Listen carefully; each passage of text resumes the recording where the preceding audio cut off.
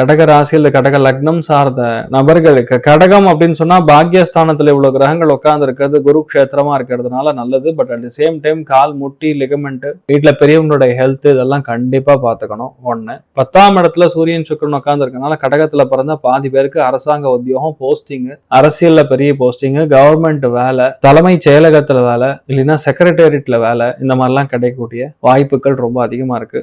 8ல் இருக்கக்கூடிய ராகு சந்திரனை கணக்கிறதுனால அந்த 13, 14, 15 மட்டும் கொஞ்சம் வீட்டுல ஒரே ரணகலமா இருக்கும். அவசியம் இல்லாத பிரஷர், டென்ஷன், இரவு நேரத்துல பயணம், ஹைட்ல இருந்து ஜம்ப் பண்றது, இந்த மாதிரி விஷயங்கள்லாம் இருக்கக்கூடாது. விபரீதமான விஷயங்களை எவ்வளவு தூரமா இருக்கிறோமோ அவ்வளவு தூரமா இருக்கணும். நம்ம லட்சியம் என்ன இருக்கோ அதுல இருந்து தள்ளி போற மாதிரி விஷயங்கள்லாம் நடக்கும். விரயத்துல குருவுக்கு செவ்வாயுடைய பார்வை இருக்கு. கால் மெயினா பாத்துக்கணும். கால் டெஸ்ட் ஆறது இதெல்லாம் நடக்கும், கொஞ்சம் பாத்துக்கணும். இதுல என்னன்னா அந்த 12ஆம் தேதி இருக்கக்கூடிய சந்திரனுடைய முழு பார்வை வளம் பெரிய ஒரு சக்சஸ் கொடுக்கும். அதனால நீங்க என்ன பிளான் பண்றீங்களோ அது வந்து ஒரு நாள் மட்டும் எல்லாருமே ரொம்ப பாசிட்டிவா இருப்பாங்க. பாக்கியத்துல உட்கார்ந்து இருக்கக்கூடிய புதன், செவ்வாய், சந்திரன், சனி 16, 17 இந்த 2 நாள் மட்டும் சேரும். அப்ப சேரும் போது நிறைய விஷயங்கள் உட்கார்ந்து பேசி முடிச்சுக்கிற மாதிரி நடக்கும். பூர்வீக சொத்துக்கள், பிரிவு, இந்த பஞ்சாயத்து இதெல்லாம் முடியும். ஸோ நிறைய நல்ல விஷயங்கள் அந்த டைம் பீரியட்ல நடக்கும் அப்படிங்கிறது நம்மளால எடுத்துக்க முடியும். பேசிக்கலா கடகத்தை பொறுத்த வரைக்கும் மிக்சட் ரிசல்ட் தான் சொல்லலாம். ஆனா தொழில்ல, வேலையில, கமர்ஷியலா, பொருளாதாரத்துல நல்லா இருக்கு. அதனால 90, மற்றது எல்லாமே